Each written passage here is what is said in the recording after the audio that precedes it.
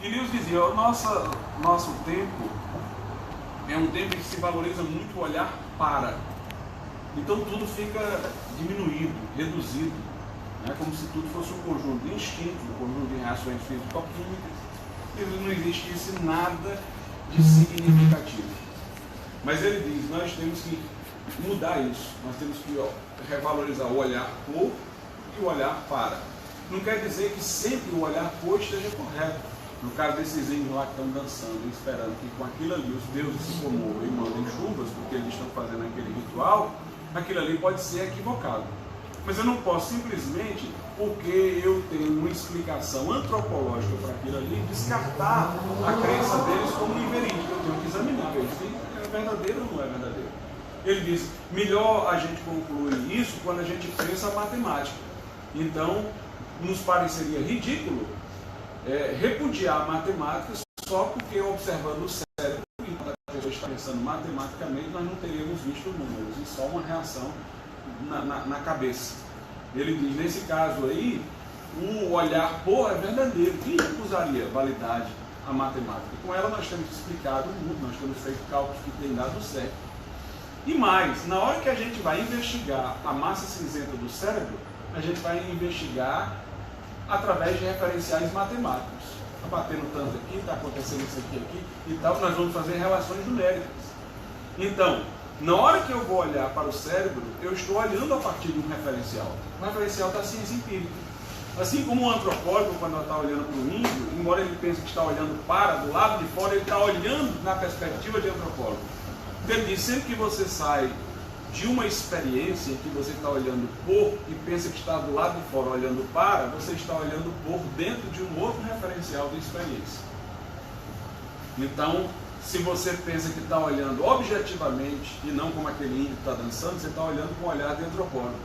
Se você pensa que está olhando para o cérebro como uma pessoa que está vendo simplesmente o cérebro funcionar enquanto alguém está raciocinando matematicamente, você está explicando o cérebro com relações causais e até com referenciais quantitativos da matemática que estão voltando. Você não está conseguindo escapar disso daí. Aí ele disse até brincando, se uma pessoa quisesse ver sempre fora, até não estar mais fora de nada, ele disse, seria como alguém que ficou tão obcecado por olhar para e não mais olhar por, e ele disse, sabe uma coisa, eu vou tirar os meus olhos para eu olhar para os meus olhos aqui e ver como é que é. Na hora que ele tirasse os olhos para olhar para os olhos, nem ele veria mais nada e nem veria seus olhos. Né? Então, na verdade, nós temos que não partir do pressuposto que só o olhar para deve ser levado em conta, mas também o olhar por. Eu não posso, por exemplo, uma pessoa acredita em Deus, acredita em valores morais, mas isso aí é fruto de instintos, isso é fruto disso, é fruto daquilo. Não, eu tenho que examinar, existe mesmo valores morais ou não existe? Né? Ele diz, nós temos uma mania hoje de que tudo aquilo que a gente pode explicar fisicamente, fazer a gente excluir o que haja um sentido para além disso. Ele disse, nós poderíamos inverter as bolas, começar achando que tudo é instinto, descobrir que havia razões transcendentes. Então ele quer que nós estejamos abertos para tudo, valorizando tanto o olhar como o olhar para. Foi esse o grande elemento que destacou seus estudos enquanto filósofo. Inclusive ele fez parte de um grupo, como um professor de filosofia, do qual fez parte de Gilbert Ryle, que foi um grande filósofo, inclusive analítico e tal, das questões da linguagem e tudo mais. Isso foi em 1920 e pouco, né? 24. Depois ele foi para... Um ano depois ele foi para o Magdalen College. Foi admitido como colaborador, né, do Magdalen College, como instrutor, no caso... Aliás, eu acho que como professor de filosofia foi em 1923, eu acho que o Magdalen College foi em 1924. Quando ele foi admitido lá, ele se tornou colaborador, se tornou tutor. Ele não tinha uma cátedra dele, mas ele era uma espécie de tutor e colaborador, fazia conferências, dava aulas e tudo mais. E isso em Oxford. E nesse período, ele como é que se diz, iria passar em Oxford, nessa condição de tutor, de colaborador, de instrutor, na escola de inglês de Oxford, apenas 5 anos. Mas no final a coisa foi prorrogando, e ele ficou praticamente quase até 1954 nesse cargo. Foi lá em Oxford que ele conheceu o Tolkien, né, o autor do Senhor dos Anéis, e se tornaram profundamente amigos. Mais adiante, em 1933, eles criaram um grupo chamado Inklings. Esse Inklings era composto por Tolkien, por C.S. Lewis, por Charles Williams e outros também que faziam parte do grupo. Eles se reuniam para falar sobre literatura e cada um leu o que o outro estava escrevendo. Inclusive nessas reuniões foi que Tolkien lia passagens do Senhor dos Anéis, né?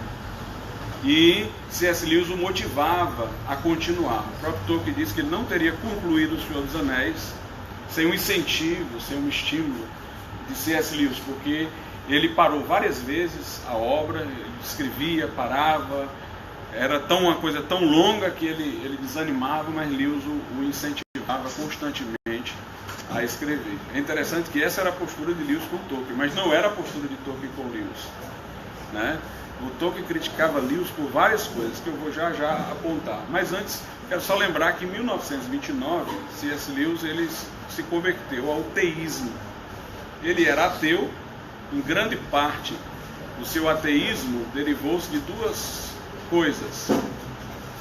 Primeiro, da morte da mãe, quando ele era criança, no momento que ele estava com muito dor de dente, a mãe morreu e ele esperava que a mãe fosse ficar boa da enfermidade que estava acometida, mas a mãe partiu e ele ficou gritando em casa, chorando, sem encontrar mais a mãe que já tinha, naquele momento, morrido. Essa experiência lhe foi muito dolorosa. Depois ele foi estudar com um professor que era extremamente empiricista, que era ateu. Também o influenciou muito para ir na direção do ateísmo. E ele dizia que sempre ficava surpreso, porque quando percebia os livros de que gostava e tinha conhecimento maior dos autores desses livros, descobria que eles eram cristãos. Ele dizia: minha vida era uma vida dupla. Tudo que me parecia significativo, bom e relevante no mundo criativo, da imaginação, do sentimento e tal, ele diz, eu não considerava verdade. E tudo aquilo que me parecia verdade, apenas o factual, o empírico, o matemático, ele diz, me parecia insípido. Ele diz, o meu mundo era um mundo dividido em dois. Mas aí ele fala de sua conversão ao cristianismo, especificamente em 1929, foi só ao ateísmo, como sendo uma reconciliação dos dois mundos em que ele vivia. Ele dizia, eu entendi que o cristianismo ele é factual e verdadeiro, mas ele carrega o sentido dos mitos, ou seja, Deus não apenas preparou o evangelho para os povos, mas preparou os povos para o evangelho. Então os mitos dos povos, que falavam num Deus agonizante, tinha noção de expiação, revelavam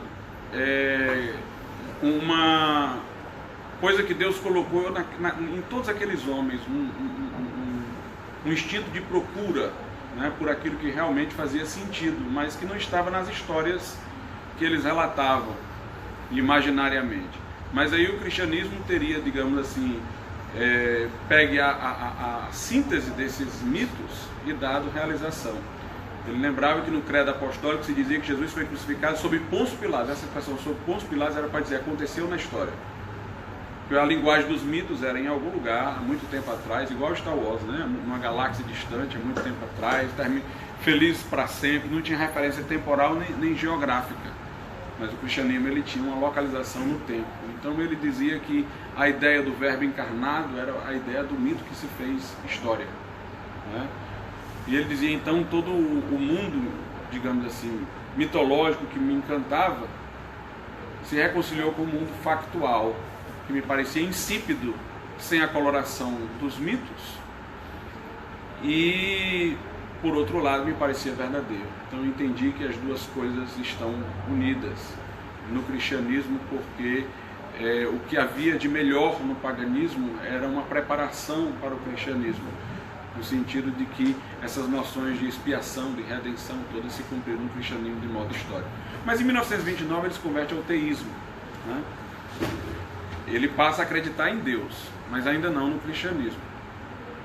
É um pouco mais adiante, em 1931, que ele abraça realmente o cristianismo explicitamente, quando ele tem uma conversa com Tolkien e com um anglicano chamado Hugo Dixon. Na verdade, o pessoal fala mais de Tolkien, mas o outro foi tão importante quanto Tolkien para a conversão de C.S. Lewis. Tolkien era católico, o outro era anglicano. Os dois saíram para conversar e Lewis objetou o cristianismo exatamente dizendo isso. Ele diz, olha, essa ideia de um Deus agonizante que está sofrendo e ressuscitando, ele diz, nós encontramos isso nos mitos de várias culturas. O cristianismo não seria mais um mito? Aí os seus dois amigos colocaram para ele uma outra coisa para pensar. E se esses mitos fossem, digamos assim, uma preparação para a realização histórica deles no cristianismo? E se, na verdade, pensando em Deus como administrador da história, nós não teríamos como imaginar que esses mitos foram coincidentes em várias culturas, é porque eles traduziam uma verdade que em algum momento histórico ia se cumprir. Isso daí o esclareceu, abriu a mente e ele abraçou então a fé cristã em 1931. Em 1933 surgiram os Inklings, como eu disse. Aí o que Tolkien muitas vezes criticava em Lewis? Primeiro, porque Lewis tornou-se anglicano. Como Tolkien era católico, queria muito que ele tivesse se tornado católico, mas ele preferiu a fé dos seus ancestrais, dos seus familiares, tornou-se anglicano.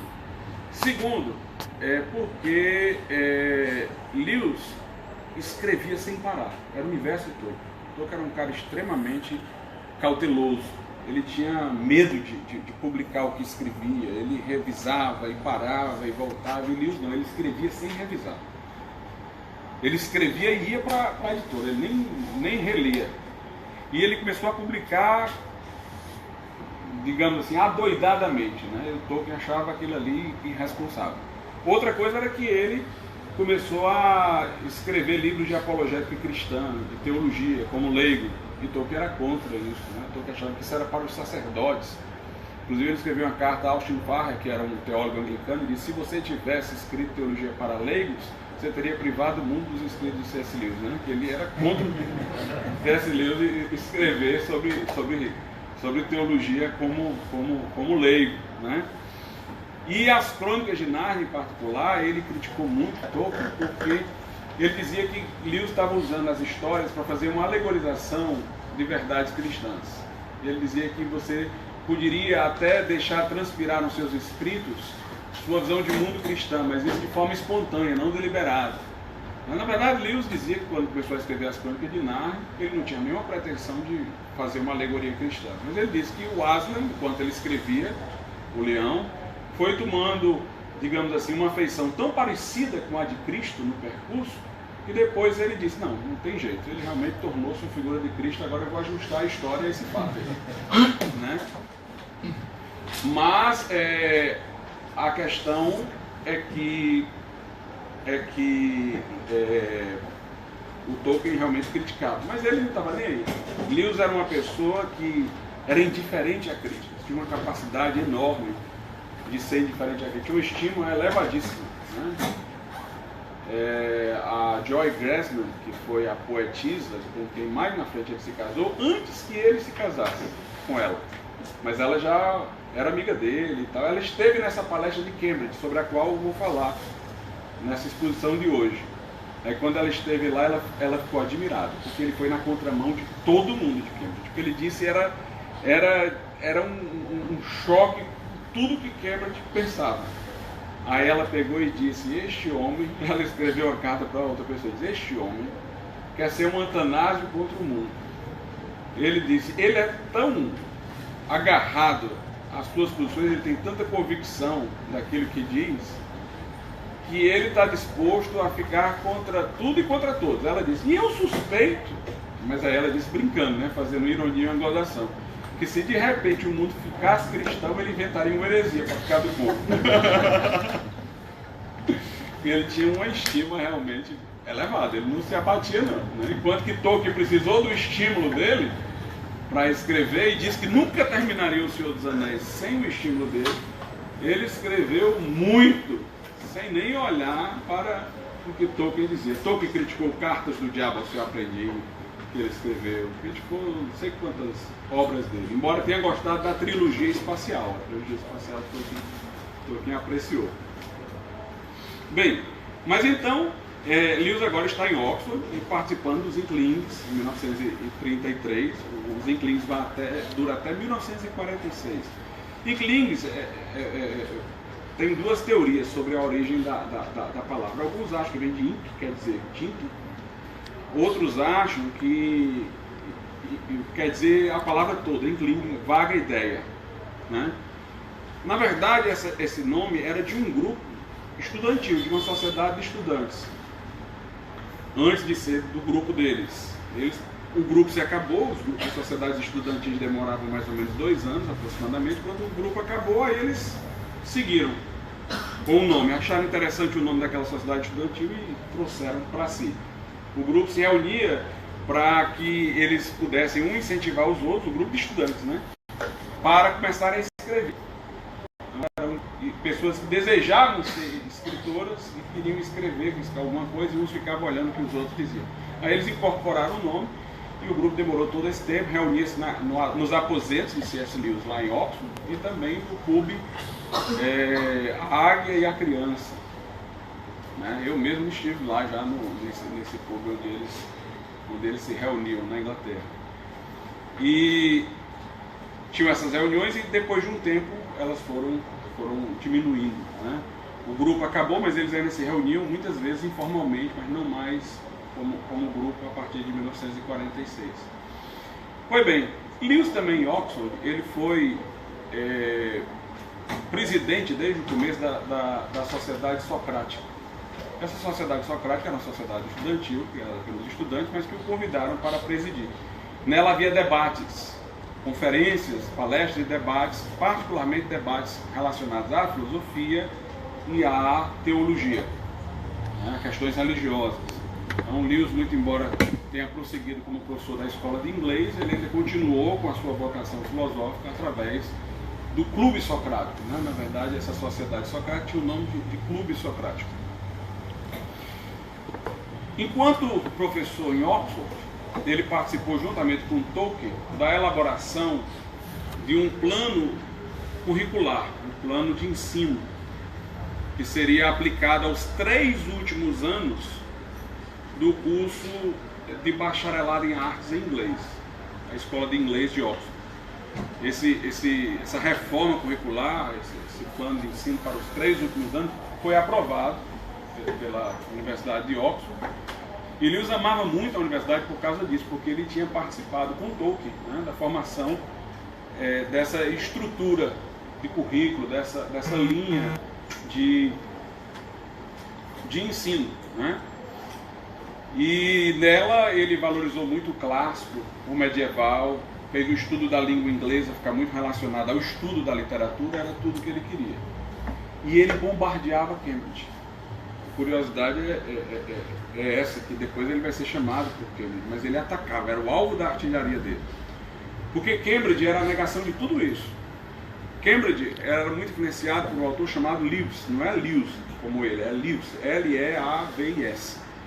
Esse pensador lá de Cambridge, professor de Cambridge, ele adotava mais uma filosofia analítica. Ou seja, ele é como se fosse um reflexo no campo literário, no estudo da literatura, da crítica da literatura, de uma postura, digamos assim, maquinal, técnica, do ponto de vista das ciências naturais. Então ele queria um estudo analítico, aquela dissecação do texto, aquela análise fria do texto, aquela análise clínica dos textos. Lewis achava esse método impróprio. Ele achava que você deveria valorizar a erudição, ou seja, relacionar o texto com todo o contexto histórico, em vez de fazer uma análise lá da linguagem, aquela dissecação clínica, textual, aquela análise empiricista, vendo o texto como um objeto distante de você. Ele dizia, você deve se envolver com o texto, o leitor deve entrar numa relação empática com o texto, e você deve ver o texto dentro do contexto histórico. Para C.S. Lewis, e isso ele vai falar na palestra em Cambridge, né? Ler um texto requer uma análise histórica, tanto para trazer luz sobre o texto, como para que você possa encontrar janelas para o mundo, ou a visão de mundo que produziu o texto. Ele diz, um texto de tempo remoto, um texto mais antigo, fora do nosso tempo, ele foi produzido dentro de uma cosmovisão diferente da nossa. Ele diz, nós costumamos ficar muito estreitos dentro da visão de mundo prevalecente na nossa época. E a gente quer tudo ver a partir dessa perspectiva. Mas a gente tem que entrar na cosmovisão do autor.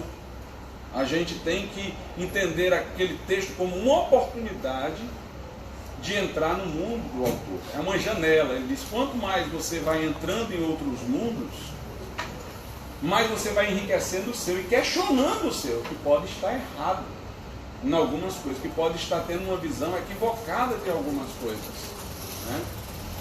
Inclusive ele considerava a nossa visão de mundo, maquinal, técnica, tecnocrata, extremamente reducionista.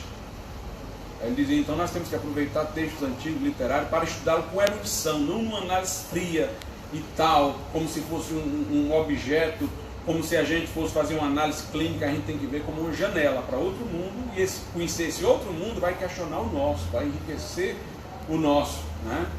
Inclusive a ideia de Nárnia, né, de você passar pelo guarda-roupa para o outro mundo, ou para quem lê O Sobrinho do Mago, né, que a pessoa vai para um local que tem vários lagos, e se entrar num vai para o mundo, se entrar no outro vai para o mundo. É uma reminiscência dessa ideia dele, de que você tem que conhecer outros mundos para poder fazer uma análise correta do seu. Mas ele dizia que a nossa época, ele vai dizer isso também lá em Cambridge, na palestra dele, sofria de um esnobismo cronológico.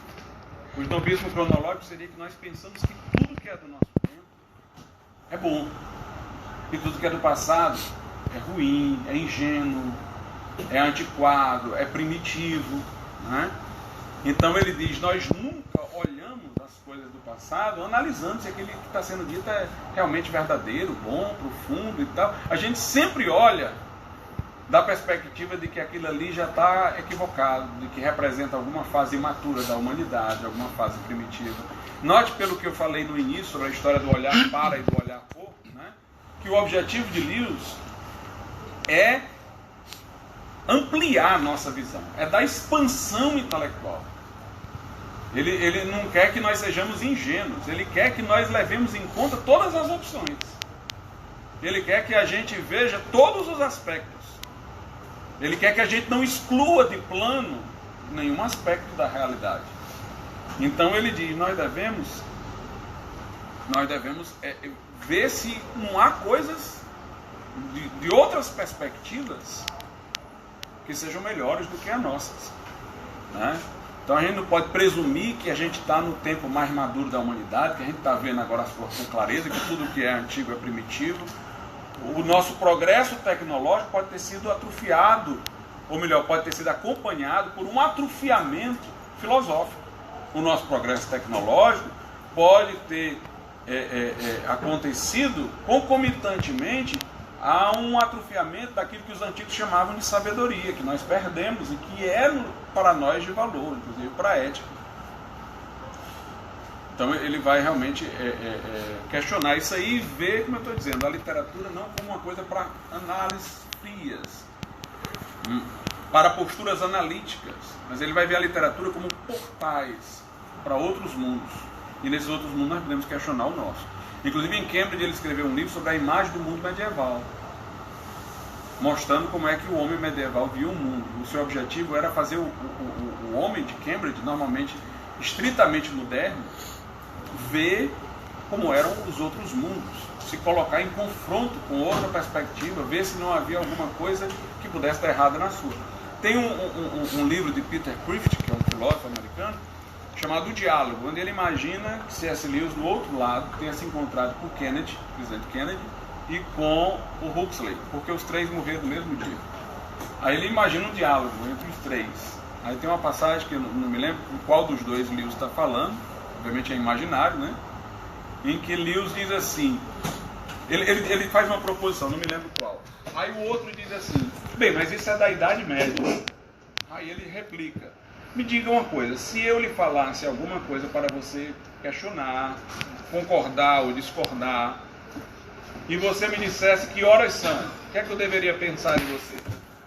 Aí o outro lá diz, que eu estaria louco, porque eu deveria analisar o que você tinha dito e eu estaria lhe respondendo as horas. Ele disse, foi o que você acabou de fazer. Eu lhe fiz uma afirmação e você me disse que era da Idade Média, portanto ela não deveria ser discutida. O calendário eu sei, eu quero saber se é pertinente ou não. Né?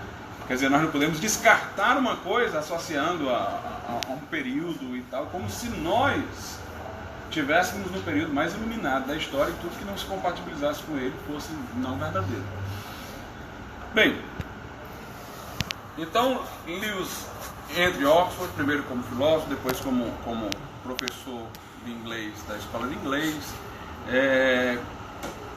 converte-se ao cristianismo, entra nos Inklings, preside o clube socrático, participa da elaboração dessa mudança curricular concernente aos 3 últimos anos da escola de inglês, do bacharelado em artes em inglês de Oxford.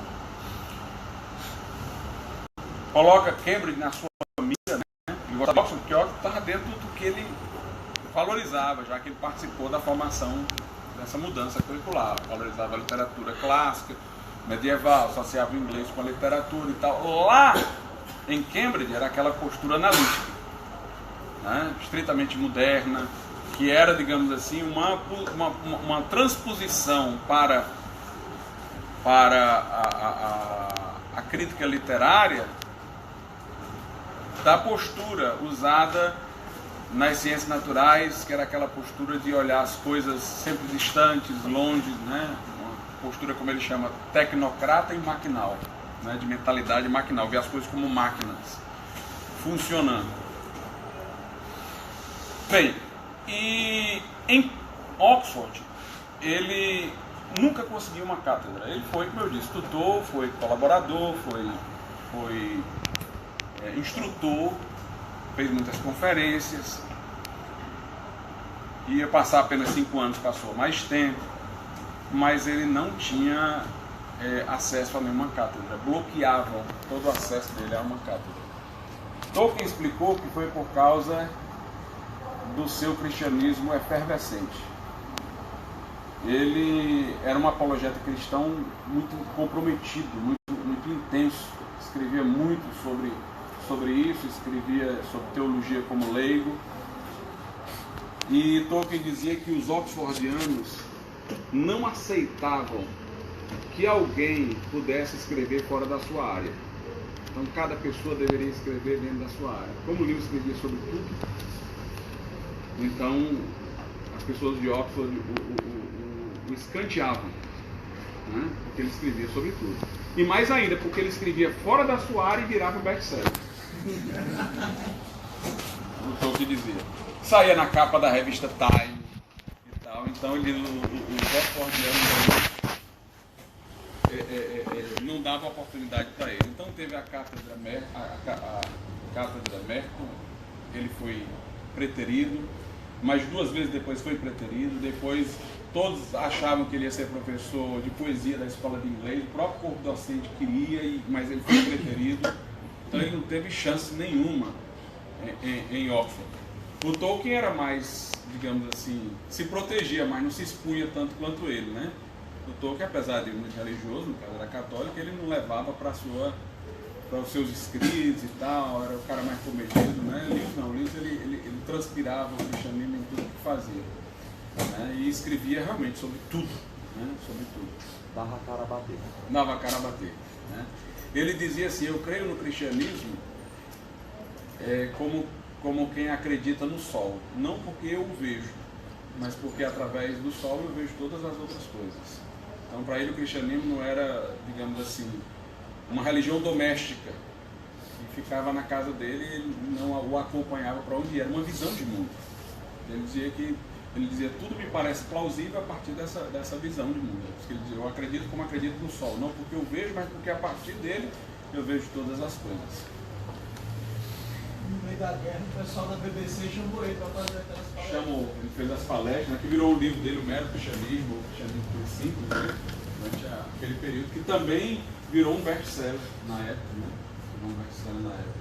Ele disse que depois da Segunda Guerra, Oxford, quando ele voltou, já não era mais como era antes, tinha ficado parecido com Cambridge também. Tinha ficado numa estrutura mais moderna e tinha passado a desvalorizar também o clássico. Ele se desgostou um pouco com Oxford também, depois da guerra. Diz que mudou. Diz que ele não se sentia mais como ele se sentia em Oxford antes da Segunda Guerra Mundial. Bem, aí em Cambridge surge uma cátedra nova, que seria de literatura medieval e renascentista. Tem tudo a ver com ele. E Tolkien usa toda a sua influência junto ao chanceler da Universidade de Cambridge para que chame C.S. Lewis. Mas para vocês terem uma ideia, o nome da cátedra era Literatura Medieval e Renascentista. C.S. Lewis era de Oxford, mas tinha feito palestras antes em Cambridge. Uma vez convidado para fazer as palestras lá, antes dessa cátedra aparecer. Aí na palestra ele assustou todo mundo. Ele disse: a Renascença nunca existiu.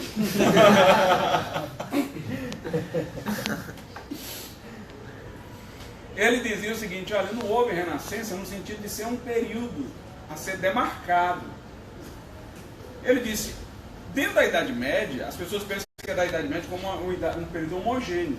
Ele disse: mas a Idade Média, por exemplo, teve um período platônico.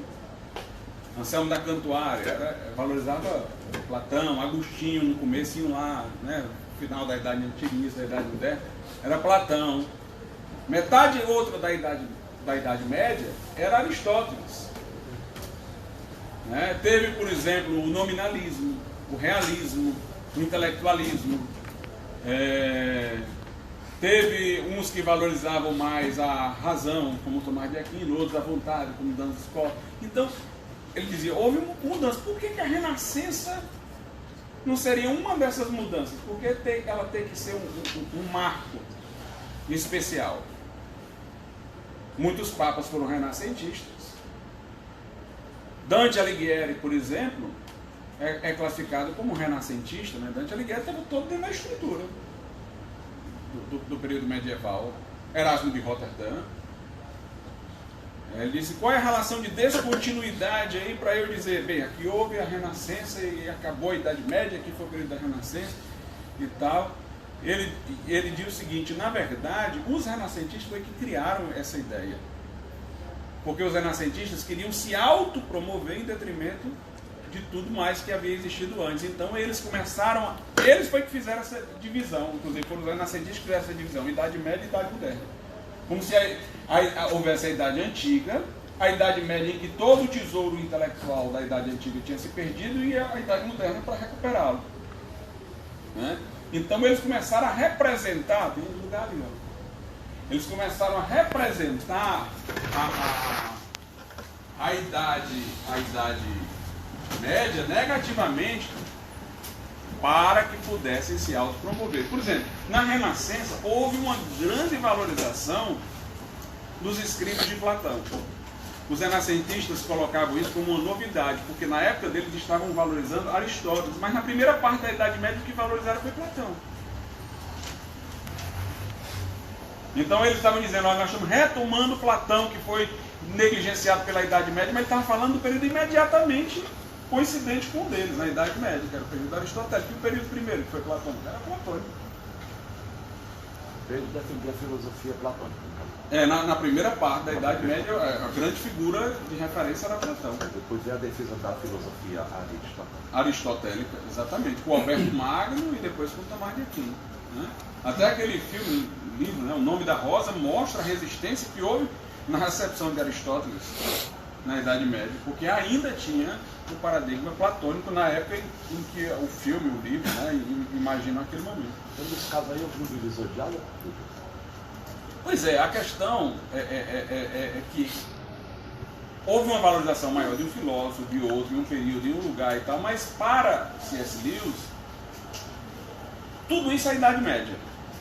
A Idade Média caracterizava por quê? Por uma postura teocêntrica, por como grandes instituições, o Império e a Igreja. Eles, enquanto essa estrutura durou, claro que toda época tem variação de pensamento. Mas os pensamentos eram sempre para legitimar essa estrutura. Independente de que ponto de partida eles tomassem, mas eles aceitavam essa visão do mundo. Então tudo isso para ele era a Idade Média. Ele dizia, olha, os fatos são uma coisa, os conceitos acerca dos fatos são construídos. Então essa divisão da história, Idade Média, Renascença, então, ela é uma construção conceitual.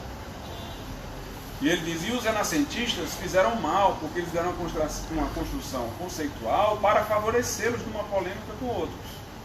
Aí por isso que ele diz, nunca houve nesse sentido renascença, né? Agora o curioso era agora ele está sendo convidado uma cátedra de literatura medieval e renascentista, né? Inclusive era uma perplexidade na época, né? O cara que vai ensinar literatura medieval e renascentista diz que nunca houve renascença. O Alistair McGrath também defende uma coisa parecida, né? O Alistair McGrath diz que a renascença, o humanismo renascentista, deve ser entendido como um método, não como um objeto novo.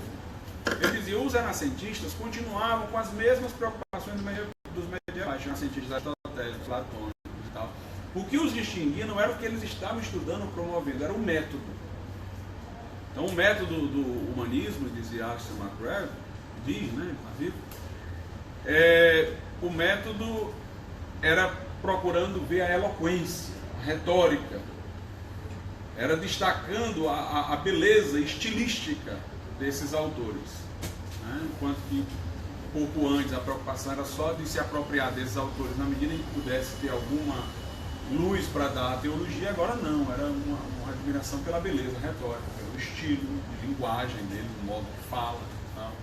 Eles não era uma mudança de objeto, era uma mudança de método.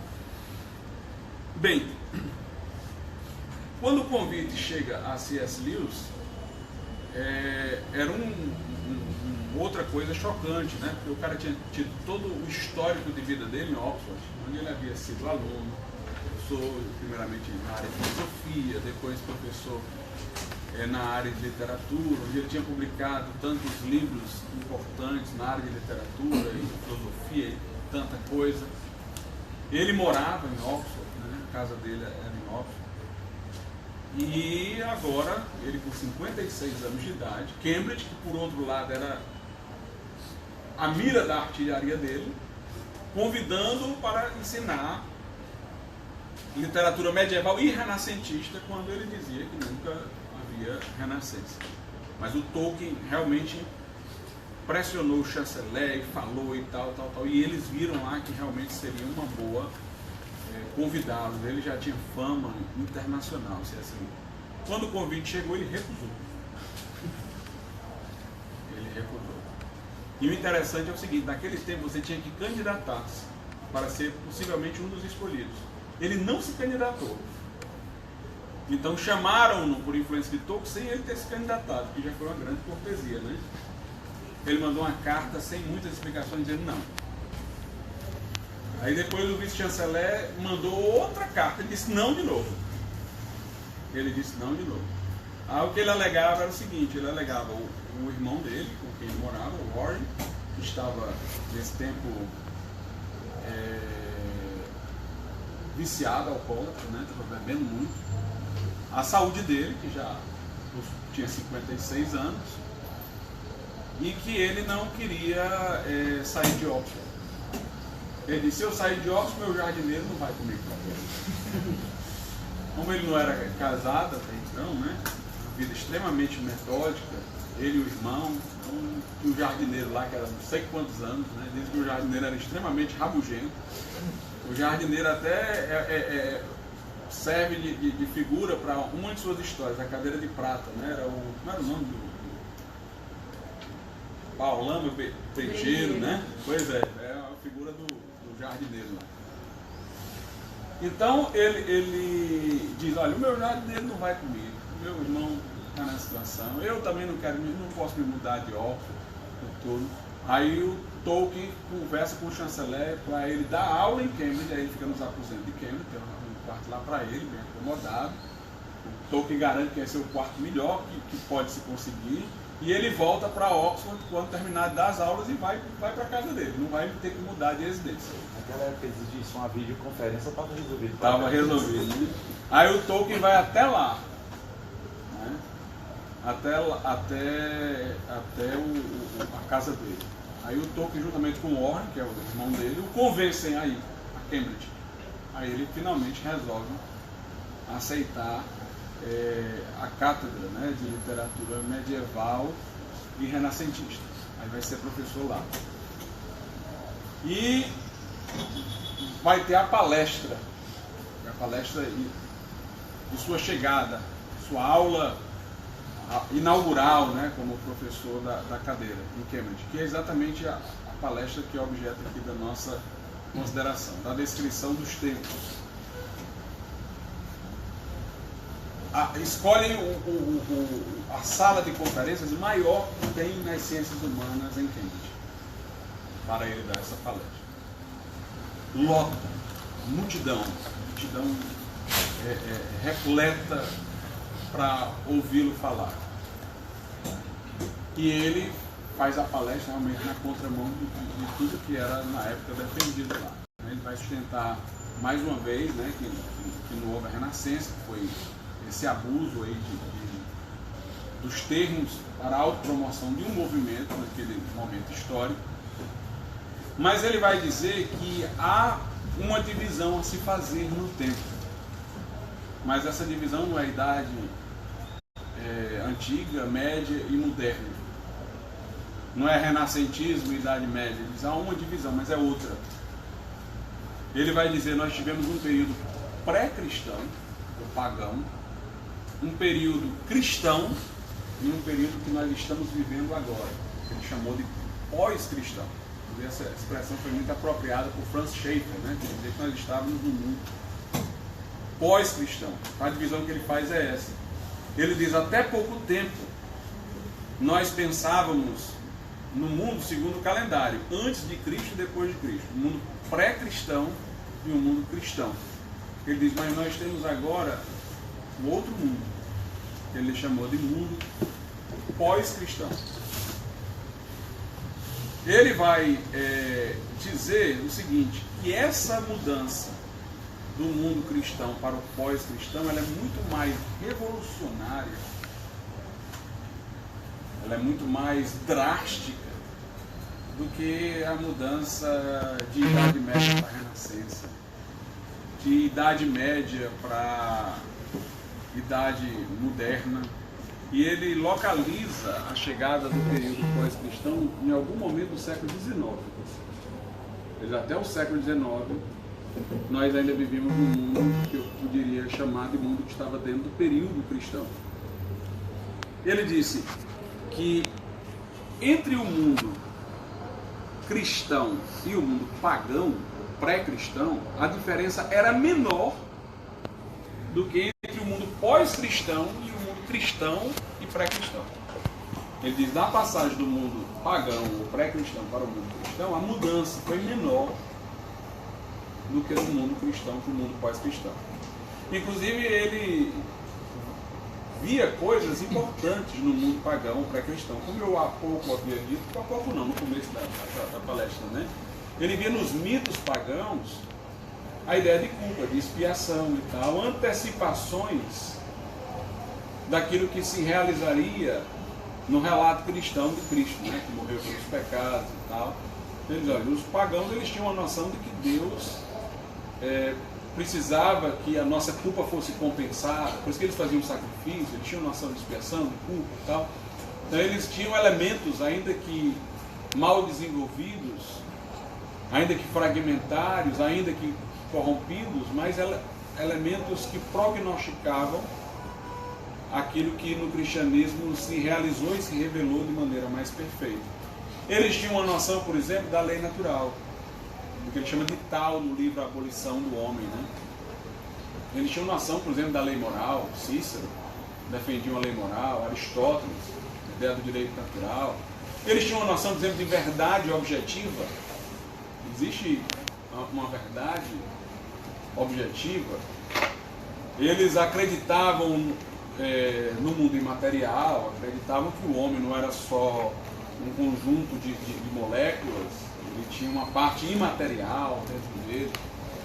Ele diz, dentro do mundo pagão, os cristãos ainda dialogavam de maneira a que os pagãos os entendessem nos discursos dos cristãos. Como também os cristãos podiam dialogar com os pagãos, até aceitando coisas que eles pudessem dizer, né? É sabido de como os primeiros apologetas do cristianismo se serviram da filosofia grego-clássica, né? Até para defender afirmações cristãs.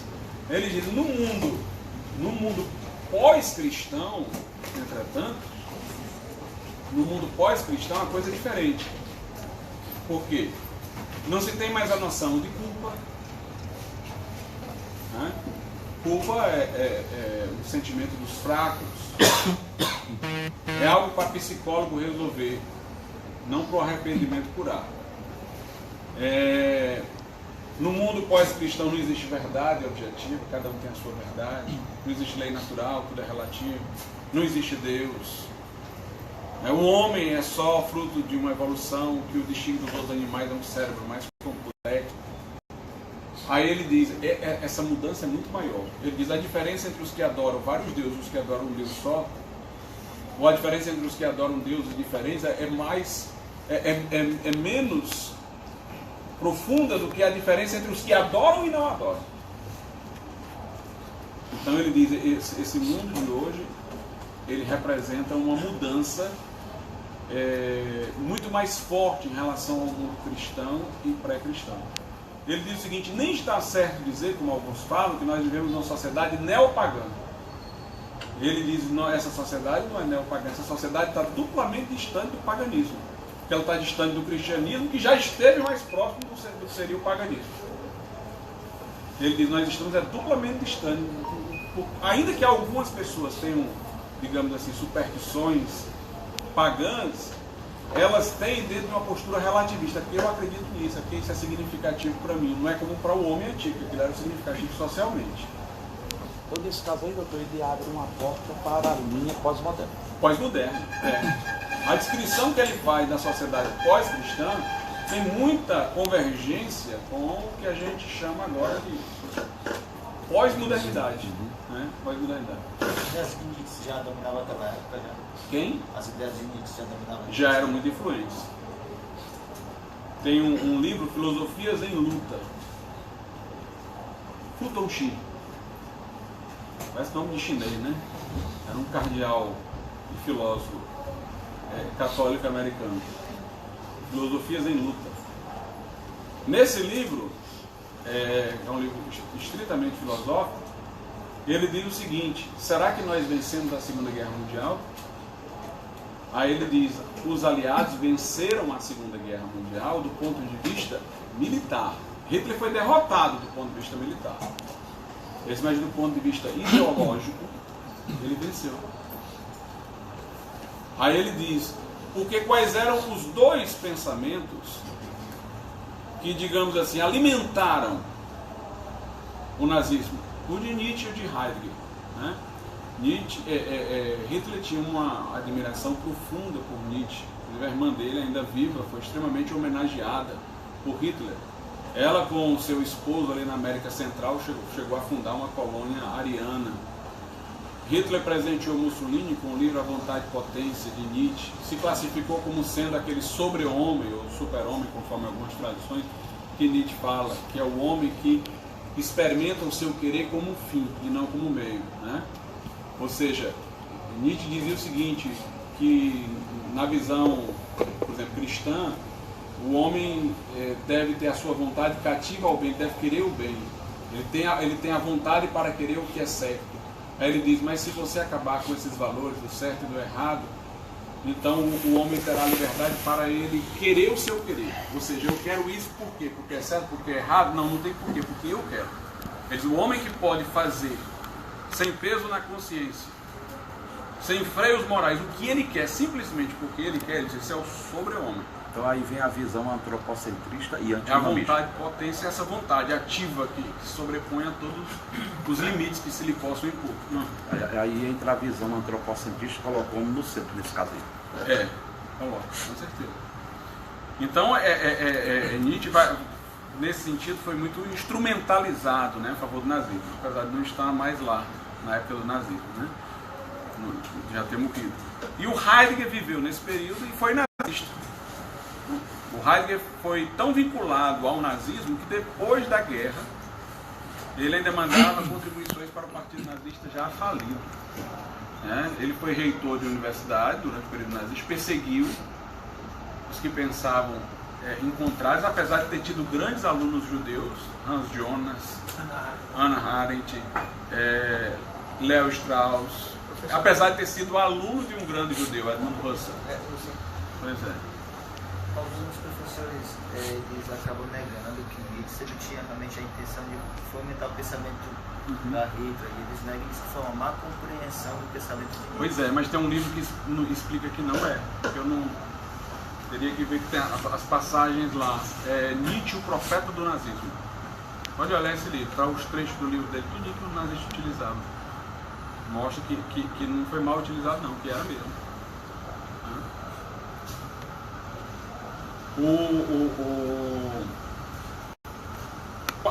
Aí os aliados, quando vão lutar contra a Alemanha, os pensadores que os inspiram não eram esses, não eram Nietzsche, não eram pensadores como Heidegger. Eles vão se opor à Alemanha em nome de pensadores clássicos. Pode ser alguns da Idade Moderna, como Rousseau, Kant, cristãos. Roosevelt citava muito o cristianismo, falava muito da importância da religião.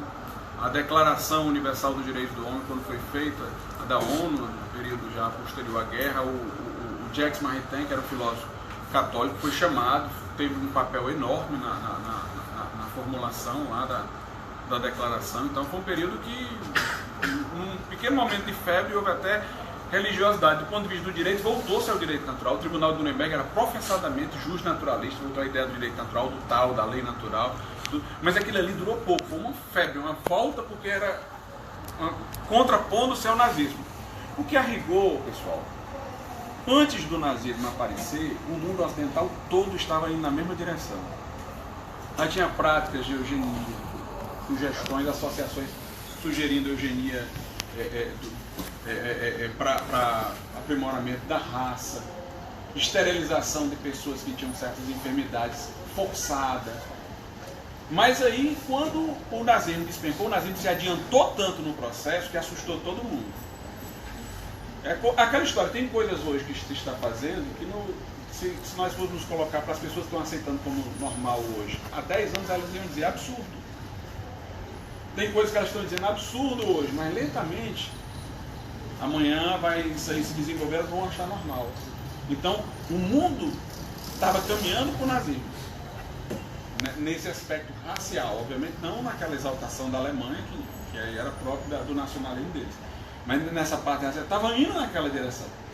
Quando o nazismo se adiantou, aí todo mundo recuou e voltou para os pensadores antigos. Houve um breve flerte com a cosmovisão passada, né? Mas assim que passou aquele momento ali, quem são os filósofos que começam a emergir no Ocidente? Filósofos que são discípulos de Nietzsche e de Heidegger. É só pensar hoje. Michel Foucault é Nietzsche.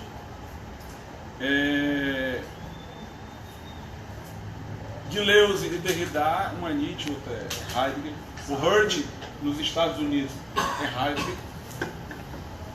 Então, é por isso que o livro lá, Filosofias em Luta, ele estabelece, nós ganhamos militarmente. Mas a estrutura de pensamento que permitiu o nazismo, ela que triunfou no Ocidente inteiro depois da guerra. Bem, mas voltando aqui então, o Nietzsche ele é muito importante para poder explicar isso aí, porque o Nietzsche ele dizia uma coisa interessante, ele dizia, né, que Deus estava morto. Essa expressão Deus está morto, quando lida lá no contexto, tem sempre recebido uma interpretação poética, né? tradução poética. Ele queria dizer que Deus estava morto e que este mundo não levaria mais em conta Deus. Ou que este mundo não precisaria mais de Deus para explicar as coisas, o que Deus teria de necessário dentro dessa nova visão que ele estava dando. Mas se você vai lendo os escritos de Nietzsche, de duas mãos, ou você vai entender que ele já estava ficando louco, como no final ele terminou louco, ou você vai entendendo que ele tinha um ódio contra Deus mesmo, que ele acreditava em Deus. Ele não era ateu não, ele era antiteísta. Hitler era católico. Hitler era católico, mas Himmler também era católico. Todos eles. Agora, sendo que, do ponto de vista filosófico, ele não tinha nenhum comprometimento mais específico com a religião, do ponto de vista filosófico, eles foram para o outro lado. Na verdade, Hitler veio de berço católico, né? Mas o pensamento ariano, inclusive, valorizava muito, era o paganismo, né? Os guerreiros vikings, os símbolos de Hitler eram símbolos hindus, inclusive, né? A suástica é um símbolo hindu, sendo que ele inverteu, né? Ele achava que os indo-europeus, o berço deles era um só, os hindus e os europeus, era essa raça ariana. Ele vivia aí naqueles monges do Tibete e tal. Então ele veio com uma ancestralidade católica, ele gosta de fazer concordado com o Papa, tinha no início um relacionamento e tal. Mas ele não era aquilo que ele abraçava mesmo. Ele tinha um afeiçoamento às coisas pagãs e tal, e do ponto de vista filosófico, a Nietzsche. Uma coisa também importante, na terça-feira, na nossa aula do mestrado, né, vai estar presente o Everton com o livro Perigo Verde. Ele é o autor do livro Perigo Verde. Ele vai falar dos perigos da ecologia profunda. Os perigos da ecologia profunda. O nazismo é o berço da ecologia profunda.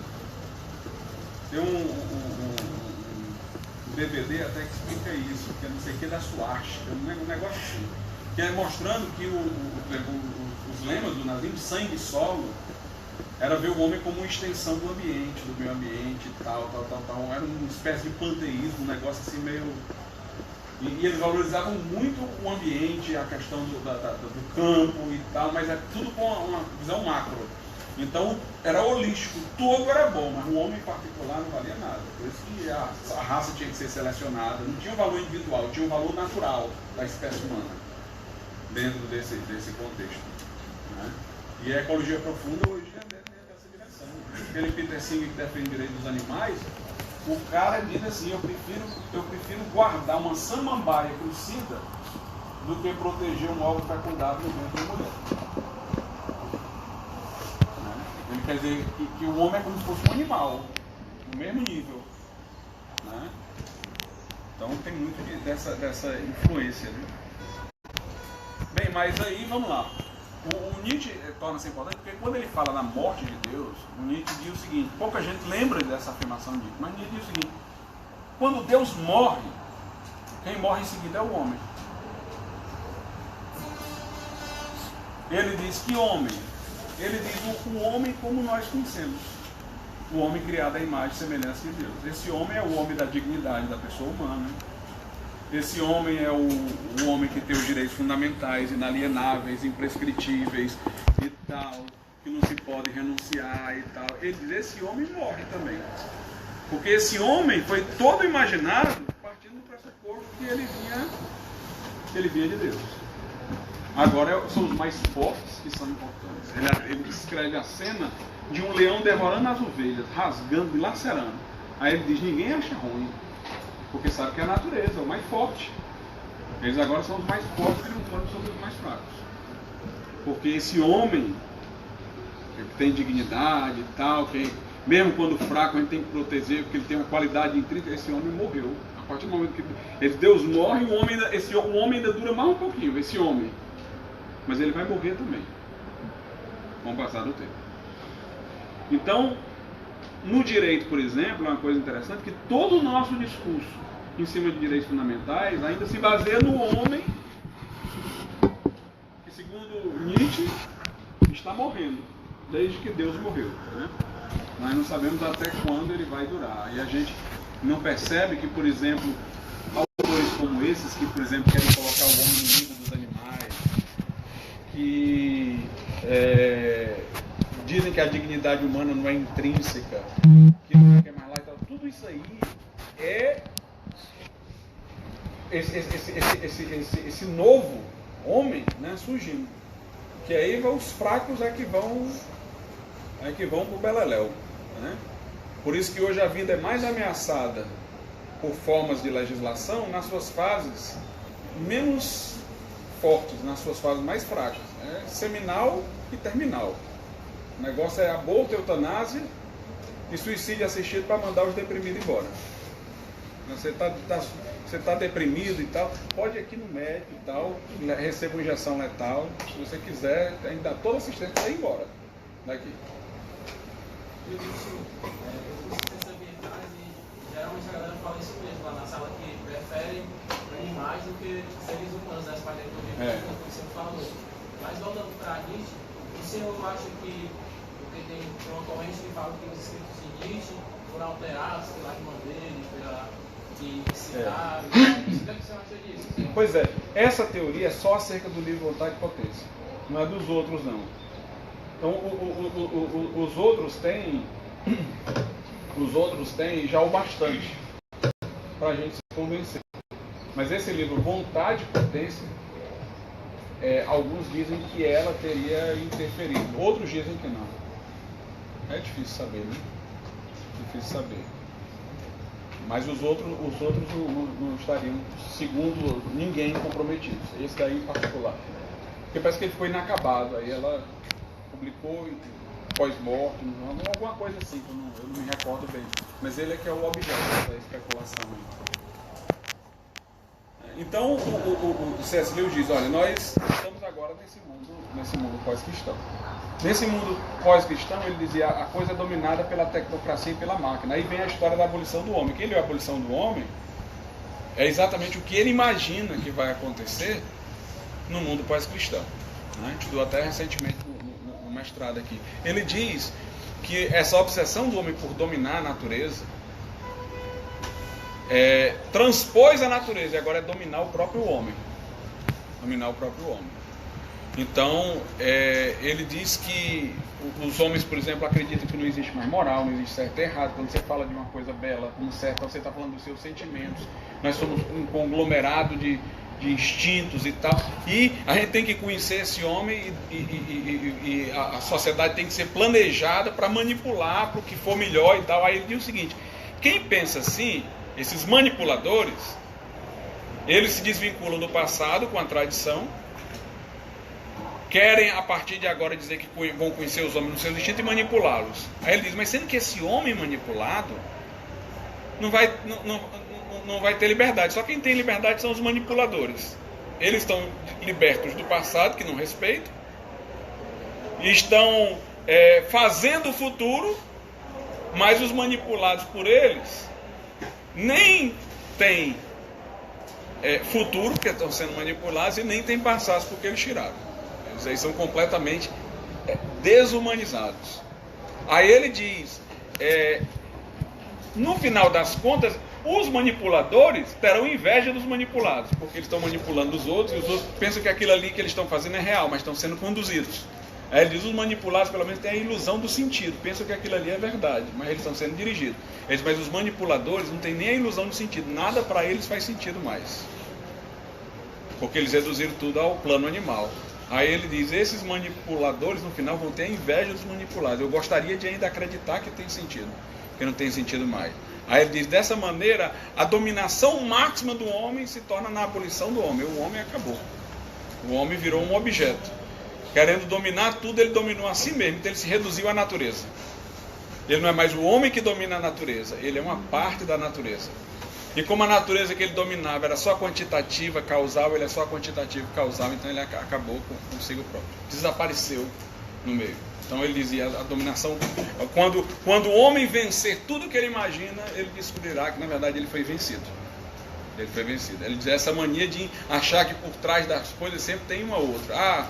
O homem quer o bem, por quê? Porque isso aqui vai fazer bem à espécie, isso aqui é um instinto disso, daquilo, tal, nós ficamos escacaviando para ir atrás das coisas, por trás.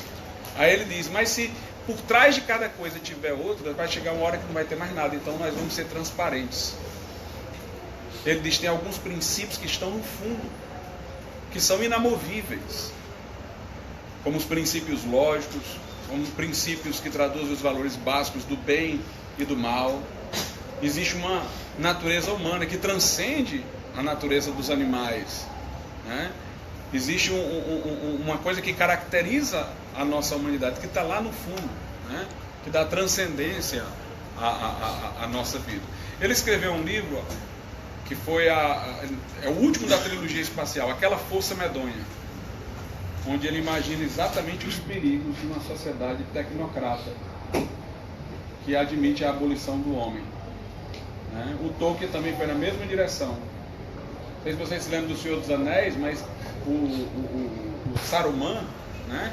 Ele começa a fazer por engenharia genética orcs mais poderosos, né? Aí ele diz o seguinte, que com essa corra maquinal, nós vamos terminar usando engenharia genética para criar os homens, para manipular, criar no sentido não de criar do nada, né? Para manipular até geneticamente as pessoas, controlar as pessoas no nível incipiente, né? Então, doutor, essa linha de pensamento já defendida por ele já havia uma escala para o desenvolvimento da biotecnologia desenfreada na contramão da bioética. É mais ou menos isso. Exatamente. É interessante o valor Sidoni, ele fala sobre ceticismo. Que as pessoas já têm um ceticismo com os valores tradicionais, mas ela nunca tem ceticismo com as coisas que ela está Os seus próprios valores. Ela sempre tem ceticismo com as coisas que já tem, não com os próprios valores. Ele diz que quem nega absolutamente os valores, nega em nome de certos outros valores. E ele diz mais, ele diz assim, toda vida que você tenta negar o tal, você na verdade, o tal que é a lei natural, ele diz, você não está negando o tal, você está aceitando uma parte do tal para negar a outra. Nós somos tão aprisionados à lei natural, no sentido de lei moral, ele diz que até quando nós atacamos precisando dela, né? Aí ele diz, aqueles, por exemplo, que desvalorizam hoje a tradição, mas valorizam a sobrevivência da humanidade, eles cortaram o tal no meio. Por quê? Porque eles estão querendo que os pais cuidem dos filhos, ou seja, dos posteriores, mas não estão valorizando os ancestrais. Então, se eu tenho que cuidar do filho, eu também tenho que honrar pai e mãe. Então, ele cortou uma parte e foi para outra. Toda a vida que você, por exemplo, nega certos valores, dizendo que o homem é só um conjunto de instintos, mas aí você está pegando o tal, porque você está dizendo isso é verdade. E a fidelidade ao que é verdade sobre os fatos é do tal, sendo que a verdade que você está apresentando para ele seria errada. Mas ainda assim você estaria, digamos assim, questionando todos os valores em nome do que você constatou. E por que você deve seguir o que você constatou? Volta para o tal de novo, que é a ideia de fidelidade, é verdade. Ele diz sempre que a gente nega, na verdade, a gente está aproveitando uma parte. Ele diz, negar o tal, negar a lei natural, é como uma pessoa que está em cima de um galho, querendo cortar o galho. Ela vai cair junto. É como as folhas se revoltando contra a árvore. Na hora que elas devastarem a árvore, elas morreram junto também, né? Então, a questão que ele fala é desse mundo pós-cristão. Aí ele defende o mundo anterior, né?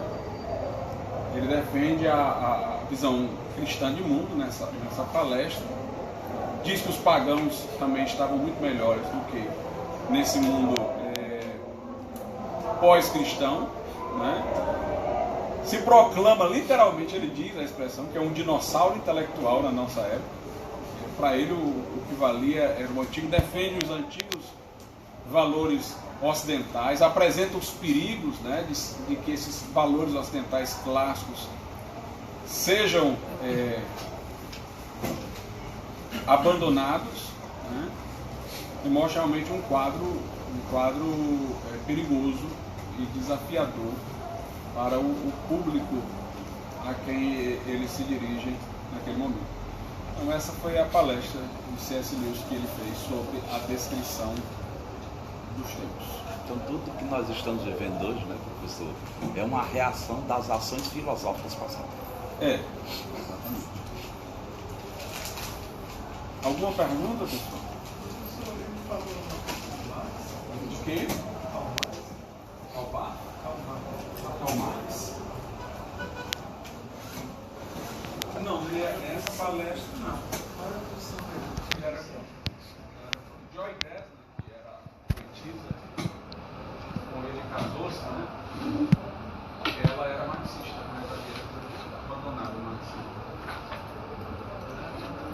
Ela era o inglês em particular, né? Além de ele ser cristão, o inglês em particular não gostava nem da proximidade do Roosevelt com o Stalin durante a guerra, né? A grande tensão durante a guerra, na aliança que fez Stalin, Roosevelt e da Inglaterra, o Churchill, né? É que o Roosevelt, pelo menos do ponto de vista do diálogo da corte, estava muito bem com o Estado. O Churchill era só do sério, não, porque ele não queria nem a proximidade com o Estado, né?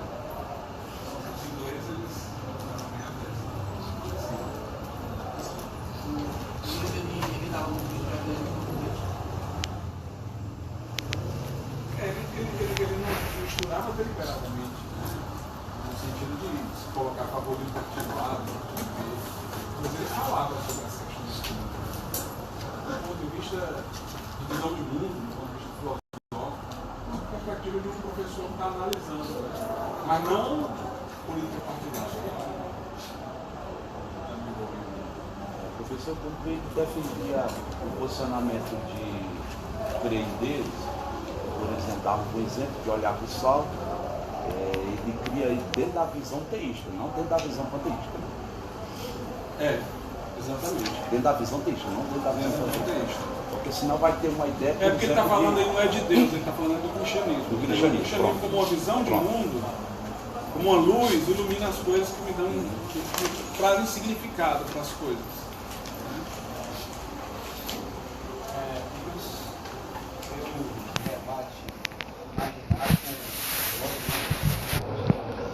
Tem um livro que é sobre Freud e Lewis, né? Agora sim, eu imagino que o Freud tinha uma concepção assim, materialista das coisas, mas um psicoterapeuta, psicanalista mesmo, já diferenciava bastante. Como é que o senhor imaginava um debate entre Lewis e Jung? Eu acho que teria muito mais pontos de aproximação, né? Teria muito mais pontos de aproximação. Porque Lewis, por exemplo, ele entendia que havia um desejo em todos nós não suprido por nada nesse mundo. Ele diz, nós temos uma nostalgia por alguma coisa que não está nesse mundo aqui. Então, se eu tenho fome de pão, ele dizia, então deve existir comida. Se eu tenho sede, deve existir água. E se existe em mim um desejo que nada nesse mundo satisfaz, então é porque deve haver uma correspondência a esse desejo. E ele não faz parte desse mundo, porque nada que eu encontro nesse mundo satisfaz. E obviamente ele não estaria falando de um desejo pessoal, porque tem muita coisa que a gente deseja pessoalmente que não existe. Falando de um desejo da natureza humana. Todos os homens, né, têm essa aspiração. Então, através desse desejo, como ele chama, é que ele foi à procura de Deus. Ele chama de alegria, no livro dele, Surpreendido pela Alegria. Ele diz que, quando criança, o irmão dele trouxe uma tampa de uma lata de biscoito com um jardim que se deslumbrou com aquilo ali. Que teve vários episódios da vida dele que ele teve assim, deslumbramento, emoções profundas. Aí ele diz, sempre eu procurava reviver essas experiências para ver se eu reencontrava essa alegria, mas eu não reencontrava. É como você ouvir uma música e você sente uma profunda emoção quando você ouve aquela música. Você vou colocar a música de novo para eu sentir, na segunda vez não dá mais. Aí ele diz, tem alguma coisa que não pertence aos objetos, embora os objetos podem trazer um hálito daquilo ali, ligeiramente. É como se o objeto trouxesse alguma coisa que você está tendo saudade de algo que não é o objeto, mas é o que o objeto trouxe, só um suspiro daquilo ali para você, mas está além de tudo que você pode alcançar. Então aí seria essa alegria, né, que ele chama, esse desejo. E o Freud já explicava o desejo sempre em termos sexuais. Tem um livro de C.S. Lewis que é, deixa eu ver, não sei o que é do Peregrino, é uma coisa como se fosse uma tentativa dele fazer um livro parecido com o Peregrino do John Bunyan. Qual é o nome? Isso aqui é do Peregrino. Ele vai falando o livro todinho é contestando o Freud, que ele vai falando desse desejo insaciável nesse mundo, né, que Freud representou como um desejo sexual. Ele vai dizendo que não é um desejo sexual. Né? E o Jung afastou-se do pansexualismo, né, da explicação de tudo em termos sexuais. E Jung já defendia, por exemplo, que havia arquétipo de Deus em nós. Né? O Jung tem um livro que ele diz assim: todos nós temos a ideia de Deus como um arquétipo no nosso inconsciente.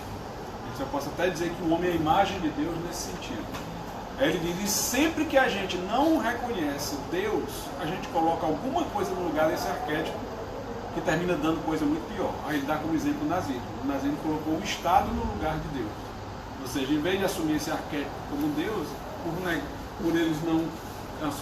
Era uma época secularizada, então absorveu, sempre que você bota outra coisa, dá um resultado que não é bom. Então ele já defendia, né, que existia um exato, embora ele não os atribuísse à criação divina, ele atribuía ao processo evolutivo, a uma memória coletiva da humanidade, mas já tinha um elemento aí, um elemento interessante. O professor Raimundo Bezerra Falcão uma vez disse uma coisa interessante a partir de Jung, que ele diz o seguinte, que o inconsciente, como é uma memória da humanidade, um conjunto comum de arquétipos, o inconsciente está fora do tempo, né?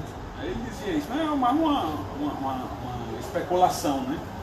Aí ele dizia, é como se nós tivéssemos uma eternidade dentro de nós, alguma coisa fora do tempo, porque se essa memória coletiva é permanente, então está fora do tempo e do espaço, né? Tem um pano de fundo eterno dentro do homem.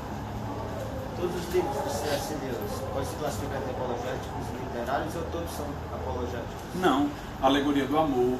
Ele participou de um trabalho enciclopédico sobre literatura inglesa. É porque nós pouco conhecemos o trabalho dele do ponto de vista literário, mas ele tem muito trabalho que é pura literatura. Tem um que é sobre os gêneros literários, que aqui no Brasil foi traduzido como Experiência de Ler, pela Unesp. Mas o título dele é outro, eu não me lembro agora, mas aqui acho que é